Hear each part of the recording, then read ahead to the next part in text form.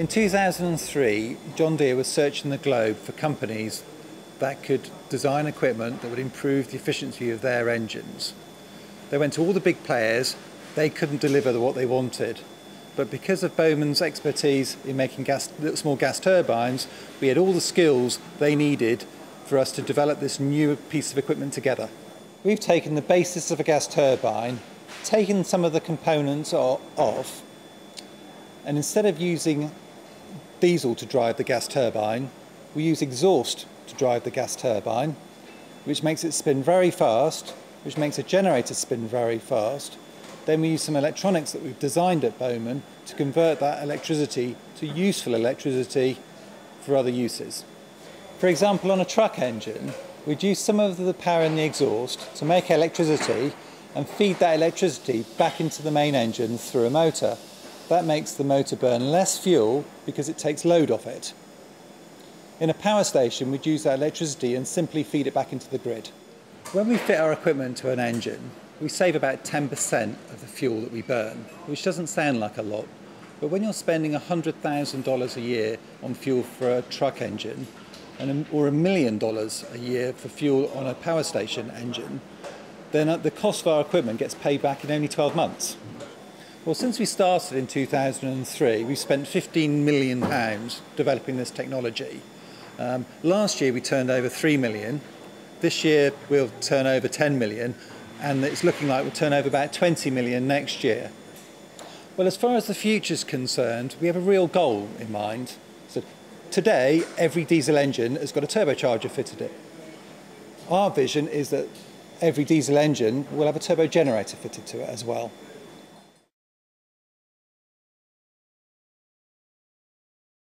Innovation is actually key to the way we operate. We are not a low-cost supplier and could not compete in a low-cost environment. So we compete on quality and on-time delivery. And innovation is an absolutely key element to achieving those two goals. We produce a very wide range of products, predominantly for the oil exploration industry, but also for the defence industry and for nuclear power generation. The capital investment we put into the company is a key element of the innovation that we're able to offer our customer. And that capital investment is driven really by looking at two things. One is the current markets in which we operate and the trends in those markets.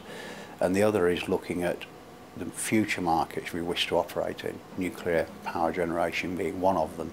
The fact that we have state-of-the-art machine tools is really just one element of the innovation that takes place within LPE.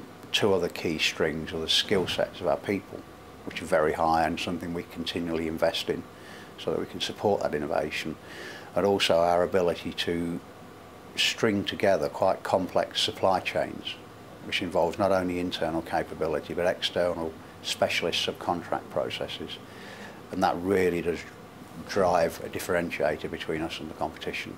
Most companies tend to concentrate on one industry sector, be it defence or aerospace or oil and gas, and because of the special skill set we have and the capabilities we have here, we're actually able to address a very wide range of business sectors. Innovation has got LPE to where it is today, which is one of the most successful and one of the largest subcontractors in the UK, and it's going to be no less important in future.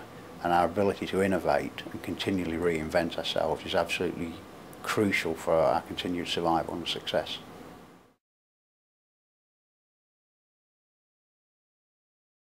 It started with the branding, really. We're an SO authorised distributor. SO were moving to an unbranded model, so we had to look at our branding anyway.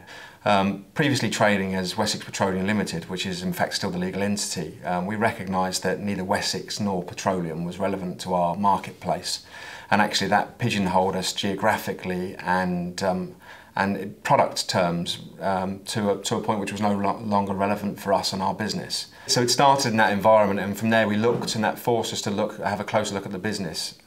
And as everyone was doing at that time, at the back end of 2009, we were keen to make sure that we were providing the best value that we could to our clients.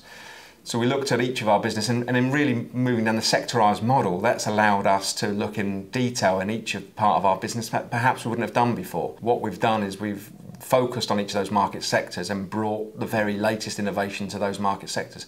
And in some cases it can be very simple, like talking to them about legislation around fuel, but we found that this just wasn't happening in the market in general. So marine, for example, we bring innovation into marine by incorporating Saltron technology, which is a product that we can deliver in addition to our fuel on board our vehicles to reduce fuel consumption for large marine vessels. The Festival of Speed recently, where we put a mobile filling station literally in for the day, and it was something that no one had seen before, and we had a lot of praise from different car manufacturers that were there, which was great. I think what's happened is that the branding has provided a gateway to our employees, our management and our customers alike to recognise that we are innovative. So whilst it seemed dramatic at the time, and not particularly innovative maybe in terms of using colours to represent your market sectors, that's really brought about a significant change in our business. And so now, whether we're working with clients in each of our market sectors, or whether we're having internal discussions or encouraging employees to come forward with ideas, innovation really is part of our business now. It's a more natural part of our business, and it's about what we are.